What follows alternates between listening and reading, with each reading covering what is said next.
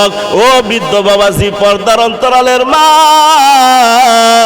ওই জবাবদিহিতার ভয় অন্তরে ঢুকাও।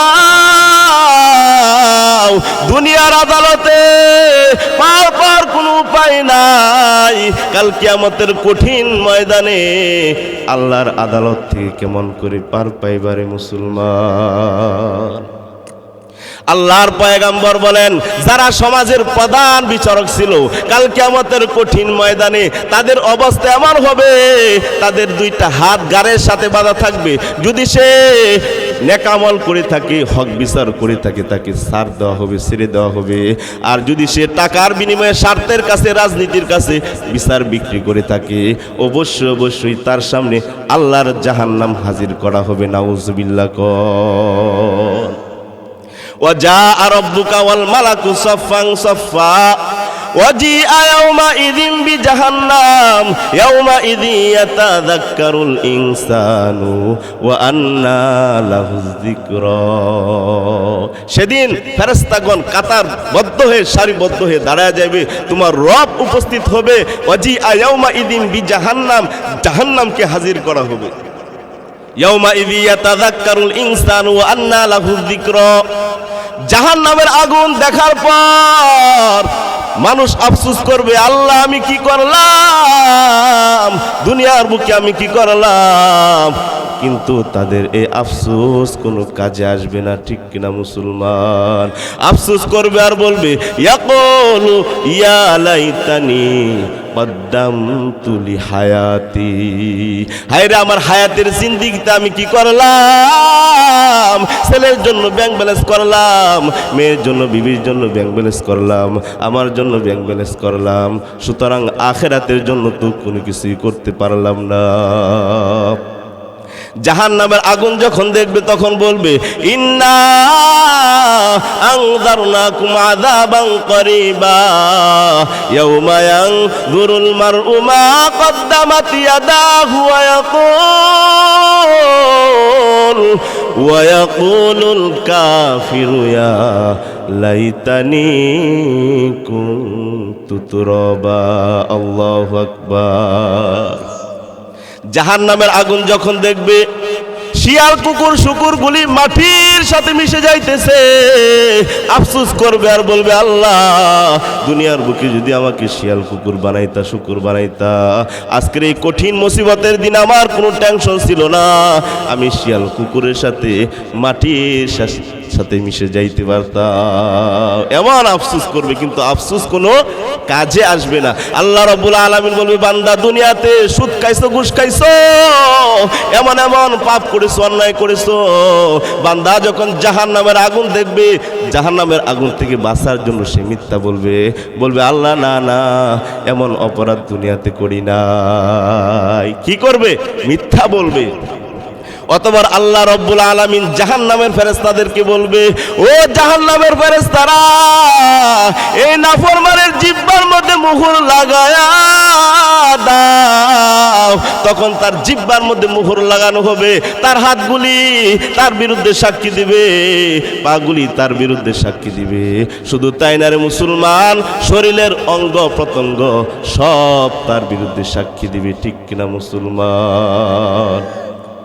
অতবার আল্লাহ রাব্বুল আলামিন জাহান্নামের ফেরেশতাদেরকে বলবে, খুযুহু ফাগুল্লু সুম্মাল জাহিমা সাল্লু সুম্মা ফি সিলসিলাতিন দারউহা সাবউনা দিরান ফাসলুকু। ও ফেরেশতারা, ধর তাকে ধর। ফেরেশতারা জাহান্নামের 70 গজ শিকল দিয়া পেঁচাইয়া তারে মাওলার জাহান্নামের আগুনের মধ্যে ফালায়া দিবে, আর তোলা সম্ভব হবে না, ঠিক কিনা মুসলমান? এই জন্য আল্লাহর জাহান্নামের আযাব থেকে যদি বাঁচতে চাও, হক বিচার করতে হবে। টাকার কাছে বিচার বিক্রি করা যাবে না, স্বার্থের কাছে, রাজনীতির কাছে, টাকার কাছে বিচার বিক্রি করা যাবে না, ইমানদার মুসলমান। আর যদি স্বার্থের কাছে, টাকার কাছে, রাজনীতির কাছে বিচার বিক্রি করে দাও, কাল কিয়ামতের কঠিন ময়দানে আফসোস করবার বলবা, ইয়াকুলু ইয়া লাইতানি কদ্দামতু লিহায়াতি। আল্লাহ হায়াতের জিন্দেগি যদি নেক আমল করতে পারতাম কতই না ভালো হইতো। এই আফসোস কোন কাজে আসবে? জোরে বলেন। জিবরাইল আলাইহিস সালাতু ওয়াস সালাম বলেন, নবী গো 5 নাম্বার দুনিয়ার বুক থেকে আমি হক বিচার উঠায় নিব, 6 নাম্বার দুনিয়ার বুক থেকে আমি সবর উঠায় নিব, সবর। অর্থাৎ মানুষের মধ্যে কোনো সবর থাকবে না, ধৈর্য বলতে কিছুই থাকবে না। এলাকার মানুষ বিপদের মধ্যে পড়িয়া সামান্য হালকা পাতলা বিপদের মধ্যে পড়িয়া আল্লাহকে গালিগালাজ করবে আর বলবে সমাজের মধ্যে এত মানুষ থাকতে আল্লাহ কি আমারে দেখছেন? নাউজুবিল্লাহ। এমন মানুষ এলাকার মধ্যে আছে না নাই? আরো জোরে বলেন। মনে এই সমাজে নাই, মনে এই জন্য কথা বলেন না, আছে? অথচ আল্লাহ রাব্বুল আলামিন বলেন ইন্নাল্লাহা মা'আস সাবিরিন। আল্লাহু আকবার। আল্লাহ রাব্বুল আলামিন বলে, বান্দা নিশ্চয় আমি ধৈর্যশীল বান্দা বান্দীদের সাথে আছি। আল্লাহর পয়গম্বরকে জানায় দিয়েছে, নবী গো তাদেরকে সুসংবাদ দিন, অবাশশিরিস সাবিরিন, ধৈর্যশীল বান্দা বান্দীদেরকে সুসংবাদ দিন। ইন্নামা ইউয়াফফাস সাবিরুনা আজরাহুম বিগাইরি হিসাব। কাল কিয়ামতের কঠিন ময়দানে আল্লাহ রাব্বুল আলামিন ধৈর্যশীল বান্দা বান্দীদেরকে বলবে, যাও বান্দারা যাও, আজকে বিনা হিসাবে আমি মাওলার জান্নাতের মেহমান হয়ে যাও। সুবহানাল্লাহ। সুতরাং ধৈর্য ধরতে পারলে লাভ আছে না নাই? বহুত আছে।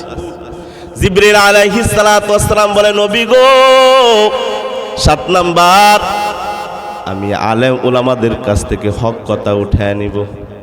সংক্ষেপে বলতেছি, কষ্ট হচ্ছে আপনাদের। অর্থাৎ একদল আলেম আসবে কিয়ামত পর্যন্ত, টাকার কাছে তারা হক কথা বিক্রি করে ফেলবে, কোরআনের হক কথা হাদিসের হক কথাগুলি তারা গোপন করে ফেলবে। এমন আলেম দেশে আছে না নাই? বহুত আছে, বহুত। ইমানদার মুসলমান আল্লাহর গোলাম। 8 নাম্বার জিবরাইল আলাইহিস সালাতু ওয়াস সালাম বলে, নবী গো আমি ধনীদের সৎ সাহস উঠায় নিব। 9 নাম্বার এই দুনিয়ার বুক থেকে ঈমান উঠায় নিব, ঈমান। অর্থাৎ মানুষ রাজনীতির কাছে ঈমান বিক্রি করবে, টাকার কাছে নিজের স্বার্থের কাছে ঈমান বিক্রি করে দিবে। আর তাদের বিপরীতে এমন কিছু মুসলমান, এমন কিছু ঈমানদার থাকবে, কাফের বেঈমান আর দুশমনের বুলেটের আঘাতে আঘাতে বুকটা জাজরা হয়ে যাইবে, তবুও তাদের বুক থেকে জাররা থেকে জাররা পরিমাণ ঈমান বের হবে না। আল্লাহু আকবার।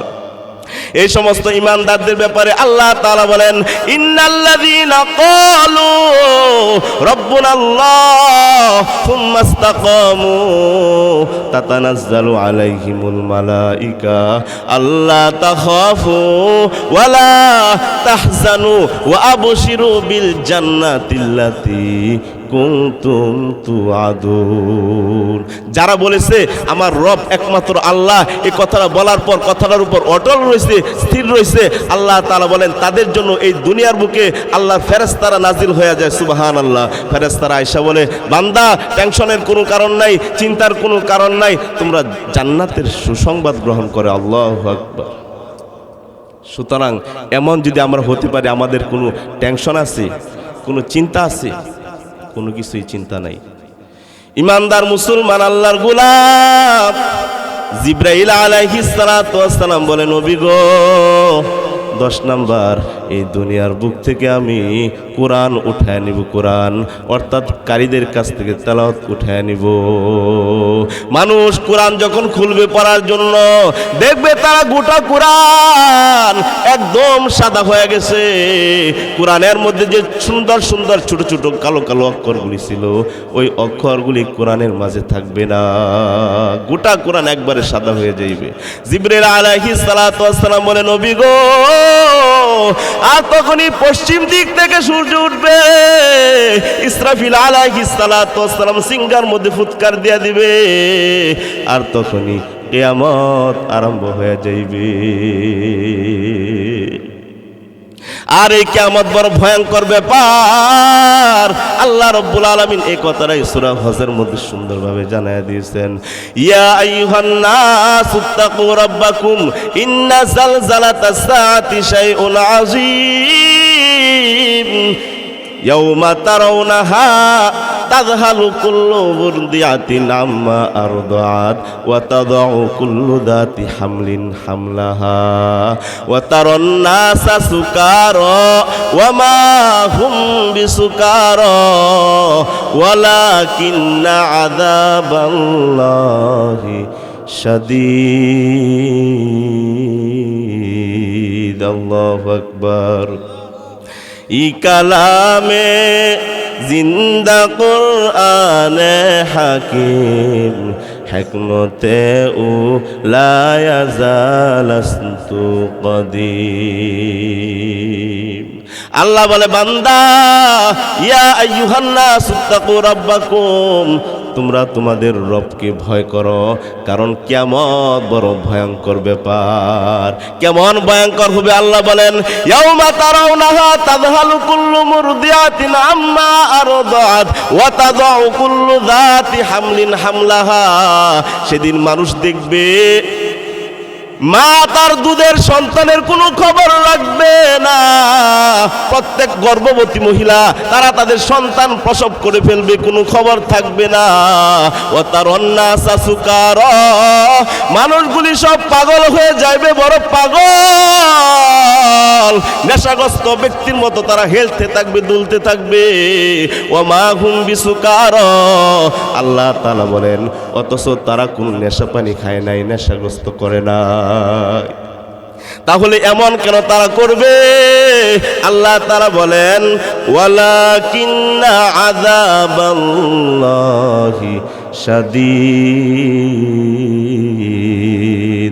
বরং আল্লাহর ভয়ঙ্কর আযাবের কারণে তারা এমন করবে। ঠিক কিনা মুসলমান? এই জন্য কিয়ামতের ভয়ঙ্কর আযাব থেকে যদি বাঁচতে চাও, 5 ওয়াক্ত নামাজ পড়ে যে আমলগুলি করবেন, মুনাজাতে আল্লাহর দরবারে দোয়া করবেন, আল্লাহুম্মা ইন্নী আউযু বিকা মিন ফিতনাতিন নিসাই ওয়াদ দাজ্জাল। আল্লাহ, কিয়ামতের আগে মহিলার ফিতনা থেকে আমাদেরকে হেফাজত করুন। আল্লাহ, দাজ্জালের ফিতনা থেকে হেফাজত করুন। কেমন করে বান্দা দোয়া করবা? আল্লাহ তাআলা সূরা আলে ইমরানের মধ্যে সুন্দরভাবে জানায় দিয়েছেন, রব্বানা ইন্নাকা জামিউন নাস লিয়াউমিল লা রাইবা ফিহি ইন্নাল্লাহা লা ইউখলিফুল মিয়াদ। চলবে কিছুক্ষণ, আর না শেষ করে দিব, মুনাজাত দিয়ে দিব। চলবে হালকা কিছু চলুক, হ্যাঁ, তারপরে ইনশাল্লাহ মুনাজাত দিয়ে দিব। ইনশাল্লাহ মুনাজাত করে যাবেন তো? এই মাহফিল কি প্রতিদিন হবে? প্রতিদিন হবে না, আবার একটা বছরের জন্য আমাদেরকে অপেক্ষা করতে হবে। আমার শ্রদ্ধেয় বড় ভাই অনেক কষ্ট করে এই মাহফিলের ইন্তজাম করেছেন, আরেক ভাই আছে। তো আসলে আমরা এই মাহফিল প্রতিদিন পাই না। আর আমার একটা ডেট ছিল, কিন্তু হজরতের অনুরোধে আমি এই ডেটটা রাখছি। আরেকটা ডেট ছিল, কিন্তু এটা ক্যান্সেল করে দিচ্ছি হজরতের অনুরোধে। আমার খুব শ্রদ্ধেয়, খুব বড় ভাই। তো ইনশাল্লাহ আমরা মুনাজাত দিয়ে যাব ইনশাল্লাহ, ঠিক আছে? এখানে তো এই যে আপনারা যারা আছেন, আপনাদের কারো দাদা দাদি এখানে আছে না, গুরুস্থানে আছে না? তারা তো আমাদের দিকে নেকের জন্য তাকায় আছে, ঠিক কিনা মুসলমান? আমরা দোয়া করে যাব ইনশাল্লাহ। রাজি আছেন তো ইনশাল্লাহ? আর যেই কথাগুলি বলছি নামাজের পরে আমল করবেন তো ইনশাল্লাহ, দোয়াগুলি পড়বেন। আল্লাহ তাআলা বলে, বান্দা কেমন করে আমি আল্লাহর কাছে দোয়া করবা? রব্বানা ইন্নাকা জামিউন নাস লিয়াউমিল লা রাইবা ফিহি ইন্নাল্লাহা লা ইউখলিফুল মিয়াদ। আয় আল্লাহ, কাল কিয়ামতের কঠিন ময়দানে আপনি যখন গোটা বিশ্বের সমস্ত মানুষদেরকে একত্রিত করবেন, আয় আল্লাহ, এটাকে আমরা অস্বীকার করি না। আমরা করি? অস্বীকার করি না। আয় আল্লাহ, নিশ্চয় আপনি ওয়াদা ভঙ্গকারী নন। আল্লাহ তাআলা কি ওয়াদা ভঙ্গ করবে? না না, এটা কোশ্চিনকালও হতে পারে না। তাহলে এই পৃথিবীর শুরু লগ্ন থেকে শেষ পর্যন্ত গোটা বিশ্বের মানুষকে আল্লাহ তাআলা হাসরের মাঠে কিয়ামতের ময়দানে কেমন করে আল্লাহ হাজির করবেন, একটু শুনতে চাই কি চাই না? তাহলে চলুন আমরা সরকারে দু আলম নবী মুহাম্মদুর রাসূলুল্লাহ সাল্লাল্লাহু আলাইহি সাল্লামের পবিত্র জবান মুবারক থেকে আমরা শুনে নিই।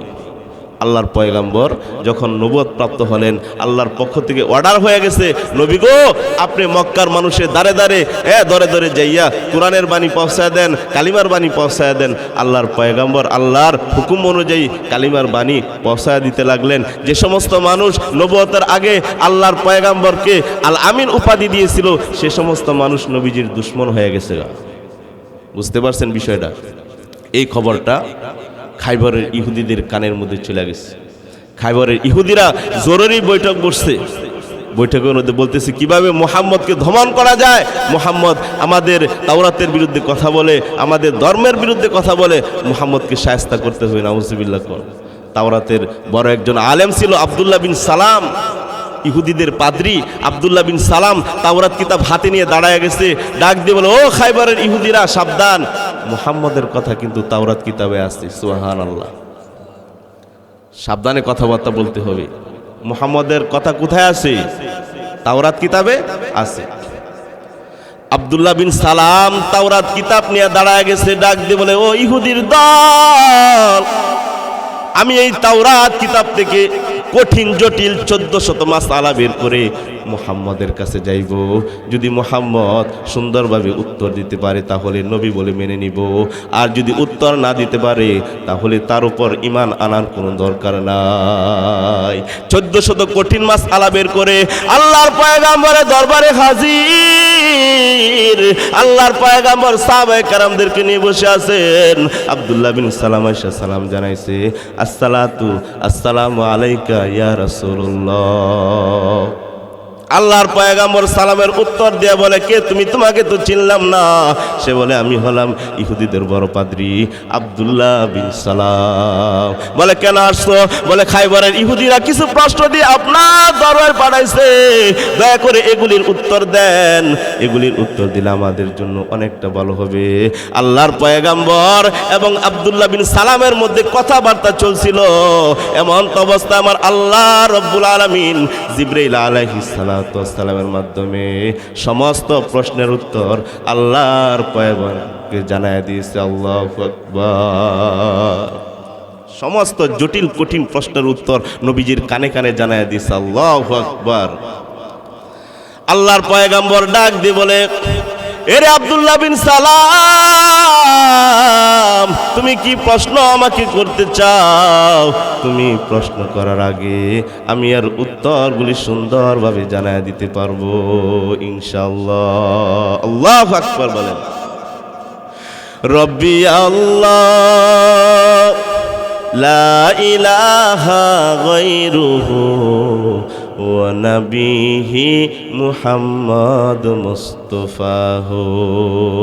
কেমন একজন নবী পাইলেন মুসলমান, যে নবী শাফিউল মুজতাবিন, যে নবী ইমামুল মুরসালিন, যে নবী খাতামান নবিয়িন, যে নবী রাহমাতাল লিল আলামিন। ঠিক কিনা মুসলমান? ওয়া মা আরসালনাকা ইল্লা রাহমাতাল লিল আলামিন। আল্লাহু আকবার বলেন। এলাকার যুবক ও পর্দার অন্তরালের মা, কেমন পয়গম্বর ছিলেন। আল্লাহর পয়গম্বর ১৫০০ সাহাবীদেরকে নিয়ে খন্দক খনন করতেছে, পেটের মধ্যে বড় ক্ষুধা। হযরত জাবের রাদিয়াল্লাহু তাআলা জলদি করে বাড়িতে যাইয়া বলে, বিবি আমার দেখো ঘরের মধ্যে কোনো খাবার আসেনি। বিবি ডাক দিয়ে বলে, স্বামী আমার ঘরের মধ্যে অল্প পরিমাণ কিছু আটা আছে আর ছোট একটা বকরির বাচ্চা আছে। হযরত জাবের ডাক দিয়ে বলে, বিবি আমি বকরির বাচ্চাটা জবাই করতেছি, জলদি করে তুমি রুটি বানাও, আমি আল্লাহর পয়গম্বরকে দাওয়াত দিয়ে আসি। আল্লাহর পয়গম্বরের কাছে হযরত জাবের রাদিয়াল্লাহু তাআলা আনহু আয়েশা বলে, নবী গো আপনি সহ 15 জনের দাওয়াত আমার বাড়িতে। নবীজি গোটা খন্দকবাসীদেরকে ডাক দিয়ে বলে, ও খন্দকবাসীরা, তোমাদের সকলকে হযরত জাবের দাওয়াত করেছে। সুবহানাল্লাহ। খন্দকে তখন প্রায় 1500 সাহাবী ছিল। খাবার রান্না করছে কয়জনের? কথা বলেন জোরে। 15 জনের সাহাবী কয়জন? 1500, প্রায় 1500-এর উপরে। হযরত জাবের রাদিয়াল্লাহু তাআলা আনহু চিন্তার মধ্যে পড়ে গেছে, টেনশনের মধ্যে পড়ে গেছে। আল্লাহ, কি করা যায়? এক কদম দুই কদম সামনে পা বাড়ায়, আর কি যেন চিন্তা করে। আল্লাহর পয়গম্বর বিষয়টা আজ করতে পারলেন, বুঝতে পারলেন। আল্লাহর পয়গম্বর ডাক দিয়ে বলে, জাবের, চিন্তার কোনো কারণ নাই, টেনশনের কোনো কারণ নাই। আমি জানি তুমি ছোট পাতিলের মধ্যে অল্প খাবার পাক করেছো। যাও, তুমি বাড়িতে যাও, সাবধান, আমি পৌঁছার আগ পর্যন্ত তুমি পাতিলের ঢাকনা কিন্তু খুলবা না। আল্লাহর পয়গম্বর 1500 সাহাবী নিয়া হযরত জাবেরের বাড়িতে হাজির। নিজ হাতে পাতিল নিচে নামাইলেন, ঢাকনা খুলে থুতু মুবারক ওই পাতিলের মধ্যে দিলেন। আল্লাহু আকবার। সাহাবায়ে কেরামদেরকে ডাক দিয়ে বলে, ও সাহাবায়ে কেরাম, তোমরা ক্ষুদ্র ক্ষুদ্র দল বেঁধে ওই দস্তরখানার মধ্যে বসে যাও। সাহাবায়ে কেরাম ক্ষুদ্র ক্ষুদ্র দল বেঁধে দস্তরের মধ্যে বসে গেছে। এরকম ভাবে একের পর এক খাইতেছে, তৃপ্তি সহকারে খানা শেষ করলেন। একের পর এক প্রায় 1500 সাহাবী, সুবহানাল্লাহ, পেট ভরে তৃপ্তি সহকারে খাইলেন। কিন্তু আশ্চর্যের বিষয় কি জানেন? ওই পাতিল থেকে বিন্দু পরিমাণ খাবার কমে নাই। সুবহানাল্লাহ। কম আর একটু আস্তে কোন সুবহানাল্লাহ। দেখছেন, আমাদের নিয়ম হইছে উল্টা। আমরা যদি কই আস্তে, তাহলে একটু জোরে বলবো, আর জোরে বললে আস্তে বলে। এটাই তো নিয়ম, ঠিক কিনা? তো কি বলছিলাম, ওই পাতিল থেকে কি বিন্দু পরিমাণ খানা কিন্তু কমে নাই। আল্লাহর পয়গম্বর সাহাবায়ে কেরামদেরকে ডাক দিয়ে বলেন, ও সাহাবায়ে কেরাম, দস্তরের মধ্যে যত হাড্ডিগুলি আছে সমস্ত হাড্ডি আমার সামনে একত্রিত করো। সাহাবায়ে কেরাম সব হাড্ডিগুলি একত্রিত করলেন। আল্লাহর পয়গম্বর সাহাবাদেরকে নিয়ে আল্লাহর দরবারে দোয়া করে, আল্লাহ, তুমি জাবেরের এই মেহমানদারি কবুল করে নাও। আল্লাহু আকবার। আল্লাহর পয়গম্বর দোয়া করে, আল্লাহ, এই জাবেরের যে মৃত বকরিটা আছে, আল্লাহ, এই মৃত বকরিটা তুমি জীবিত করে দাও।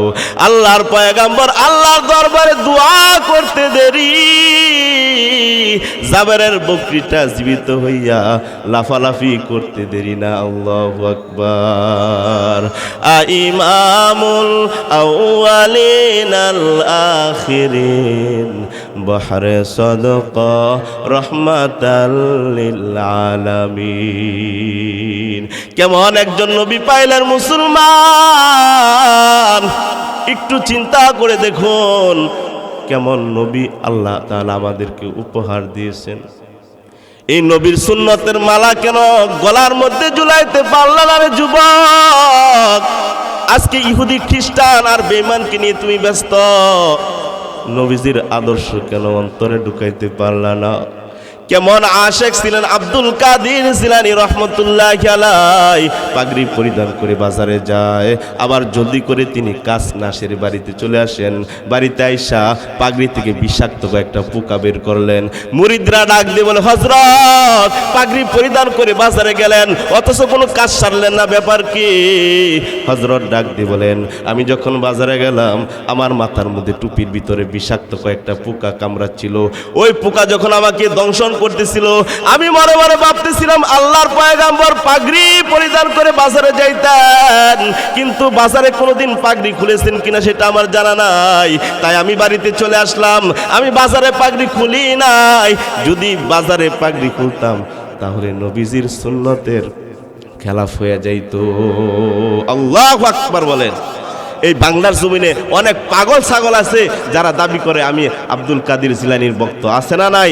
নামাজ নাই, রোজা নাই, ওযু নাই, গোসল নাই, পাক পবিত্র কিছুই নাই, দাবি করে আমি আব্দুল কাদের জিলানীর ভক্ত, নবীর বড় আশেক। আমি বলতে চাই, দেওয়ালে বড় করে আশেকে রাসূল নাম লিখলে আশেকে রাসূল হওয়া যায় না। আশেকে রাসূল যদি হতে চাও নবীর সুন্নতের মালা গলার মধ্যে ঝোলাও, ঠিক কিনা মুসলমান? আমি অনেক সময় বলি, আমাদের ঢাকা শহরে একটা শান্তিনগর আছে, ওই শান্তিনগরে কোনো শান্তি নাই।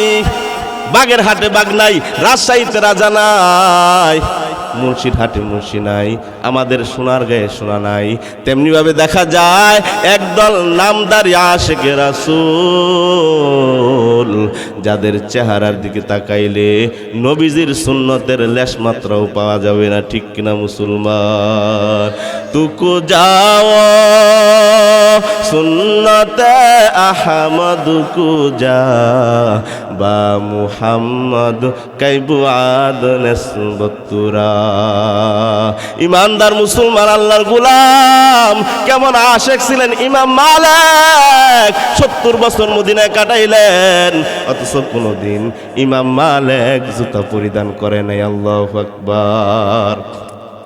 লোকজন ডাক দিয়ে বলে, ইমাম মালিক 70 বছর মদিনায় কাটাইলেন, কোনদিন দেখি নাই জুতা পরিধান করতে, ব্যাপার কি? ইমাম মালিক রহমতুল্লাহি আলাইহি বলেন, আমি যখন মদিনার জমিনে জুতা পরিধান করতে যাই, মদিনার নবীর মেশকের গ্রান আমার নাকের মধ্যে চলে আসে। আল্লাহু আকবার।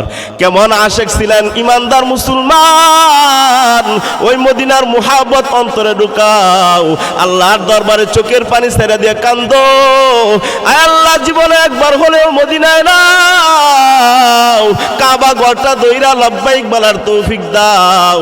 আল্লাহর দরবারে বান্দার চোখের পানির বড় দাম, চোখের পানি চাইরা আল্লাহর দরবারে যদি কাঁদতে পারো মুসলমান, একদিন আগে হোক একদিন পরে হোক, আল্লাহ রব্বুল আলামিন তোমাকে মদিনায় না নিয়া বরণ দিবে না, ঠিক কিনা মুসলমান? আল্লাহর ওলি আহমদ কবি রেফাই রহমতুল্লাহি আলাইহি আল্লাহর দরবারে দোয়া করে, আল্লাহ মনে বড় আশা, তোমার পেয়ারা নবীর রওজার সামনে যায় সালাম দিব, আল্লাহ তুমি আমার মনের আশা পুরা করো। আল্লাহর ওলির দোয়া আল্লাহ তাআলা কবুল করলেন। তিনি মক্কায় গেলেন, কাবা শরীফ তাওয়াফ করলেন, আল্লাহর পয়গম্বরের রওজার সামনে দাঁড়াইয়া সালাম দিয়া কবিতা আবৃত্তি করে, আল্লাহ নবী গো, আমি যখন দূরে ছিলাম আমার আত্মাটা আপনার রওজার মধ্যে পৌঁছায় দিতাম, আমার আত্মা এসে আপনাকে সালাম জানাইতো। সুবহানাল্লাহ। আর আজকে আমি সশরীরে আপনার রওজার সামনে আমি হাজির, নবী গো দয়া করে আপনার দুইটা হাত মোবারক আমার সামনে বাড়ায়া দিন, আমি আপনার হাত মোবারকে চুম্বন কইরা নিজেকে ধন্য করতে চাই। আল্লাহু আকবার। কেমন আশেক ছিলেন চিন্তা করেন, বলার সাথে সাথে হায়াতুন নবী, জিন্দা নবী রওজা মোবারক থেকে দুইটা হাত মোবারক বাড়ায়া দিলেন। আল্লাহু আকবার। মুহাম্মদ আরবি হায় নবী রাস্তে তে শোয়া, আলম হুয়া উসকে পয়দায়শ সে উজালা, শফিউল উমাম হামারা নবী রোজ কিয়ামত, শফাআত করেগা আল্লাহ কে পাস গুনাহগার উম্মত, ঠিক কিনা মুসলমান? আজকে ইমানদার মুসলমান যুবক ব্রাজিল আর আর্জেন্টিনার মুহাব্বত অন্তরে ঢুকাইলা, ইহুদি খ্রিস্টান নেইমার আর মেসির মুহাব্বত অন্তরে ঢুকাইলা, নবীজির মুহাব্বত কেন অন্তরে ঢুকাইতে পারলা না রে মুসলমান?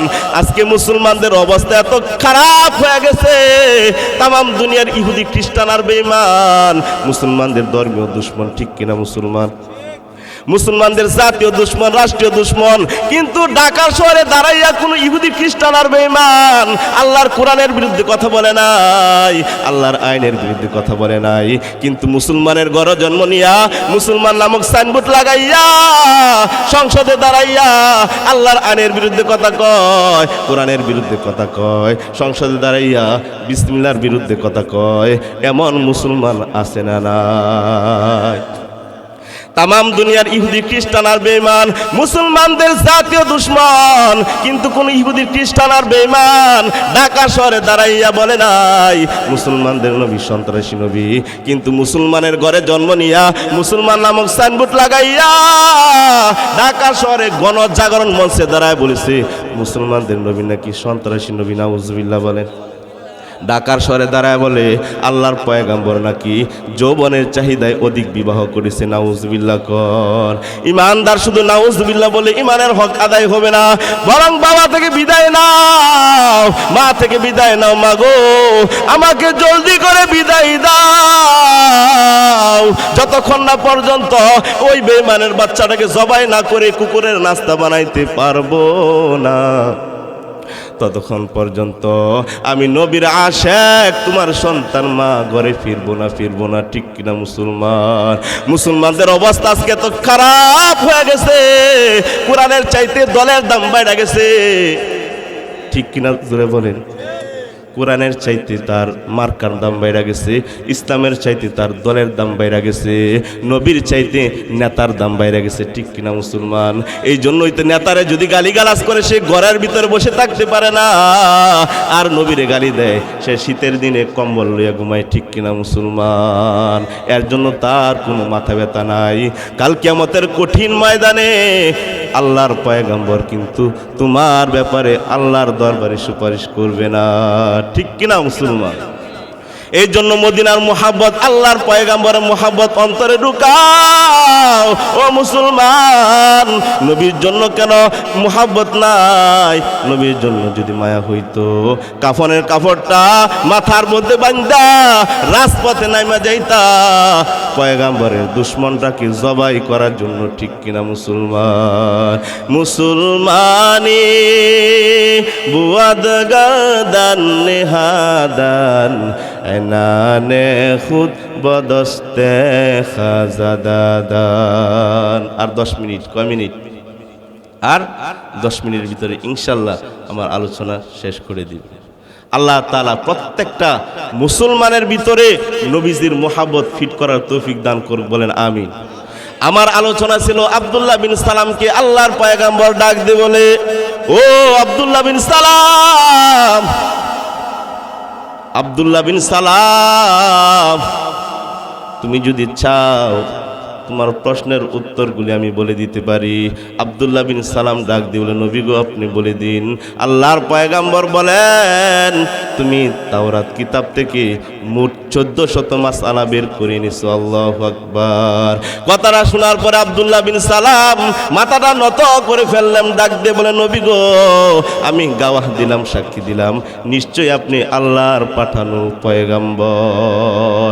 অতবার প্রশ্ন করতে লাগলেন, 1400 প্রশ্ন করলেন। তার মধ্যে কিছু প্রশ্ন এমন ছিল, ওগো নবীজি কাল কিয়ামতের কঠিন ময়দানে আমরা মুমিনদেরকে কেমন করে চিনব? আল্লাহর পয়গম্বর বলেন, কিয়ামতের কঠিন ময়দানে মুমিনদের চেহারা হবে বড় সুন্দর। আল্লাহু আকবার। আর কাফের বেঈমানদের চেহারা হবে ভয়ানক কালো। ও আব্দুল্লাহ বিন সালাম, তুমি কি তাওরাতে এই আয়াত কি পড়ো নাই? মুহাম্মাদুর রাসূলুল্লাহ ওয়াল্লাযীনা মাআহু আশিদ্দাউ আলাল কুফফারি রুহামাউ বাইনাহুম তারাহুম রুকআন সুজদান ইয়াবতাগুনা ফাদলাম মিনাল্লাহি ওয়া রিদওয়ানা সীমাহুম ফি ওয়ুজুহিহিম মিন আসারিস সুজুদ যালিকা মাসালুহুম ফিত তাওরাত ও মাসালুহুম ফিল ইনজিল। এই আয়াত শুধু তাওরাতে নাই, ইনজিলে নাই, এই আয়াত আল্লাহর কালাম সূরা ফাতার মধ্যে আছে। সুবহানাল্লাহ কোন যে মুমিনদের চেহারা, মুমিনদের সিজদার স্থানগুলি, ওযুর স্থানগুলি নূরে ঝলমল ঝলমল করবে, আর কাফের বেঈমানদের চেহারা হবে ভয়ঙ্কর কালো। আব্দুল্লাহ বিন সালাম বলে, নবী গো নিশ্চয় আপনি সত্য কথা বলেছেন, সাদাকতু ইয়া রাসূলুল্লাহ। আব্দুল্লাহ বিন সালাম আবার প্রশ্ন করলেন, নবী গো কাল কিয়ামতের কঠিন ময়দান কেমন ভাবে কায়েম হবে? হাসরের ময়দান কেমন ভাবে কায়েম হবে? এটা বলে আমি আমার আলোচনা শেষ করে দিব। আল্লাহর পয়গম্বর বলেন, ও আব্দুল্লাহ বিন সালাম, ইসরাফিল আলাইহিস সালাতু ওয়াস সালাম যখন হাসরের মাঠের জন্য দ্বিতীয়বার সিংহার মধ্যে ফুৎকার দিয়ে দিবে, মানুষগুলি আলমে বরজখ থেকে, কবরের জগৎ থেকে উলঙ্গ অবস্থায় দাঁড়া যাইবে। পশ্চিম দিক থেকে ভয়ঙ্কর একটা আগুন আসবে, আর এই আগুন সমস্ত মানুষকে বাইতুল মুকাদ্দাসের দিকে নিয়ে যাইবে।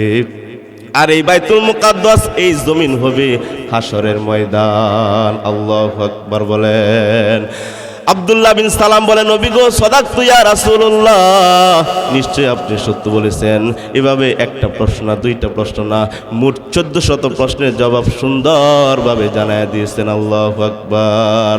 আব্দুল্লাহ বিন সালাম বসা থেকে দাঁড়ায় গেছে, ডাক দিয়ে বলে, নবী গো, আমি আর দেরি করতে চাই না, আপনার দুইটা হাত বাড়ায় দিন, আমি এখনই কালিমা পড়া মুসলমান হয়ে যেতে চাই। সুবহানাল্লাহ। এলাকার যুবক, তাহলে আমরা শুনলাম, আল্লাহর পয়গম্বরের জবান মোবারক থেকে জানতে পারলাম কাল কিয়ামতের কঠিন ময়দান, হাসরের মাঠ কেমন করে কায়েম হবে, ঠিক কিনা মুসলমান? এই জন্য নামাজের পরে পড়তে হবে, রব্বানা ইন্নাকা জামিউন নাস লিয়াউমিন লা রাইবা ফি ইন্নাল্লাহা লা ইউখলিফুল মিয়াদ।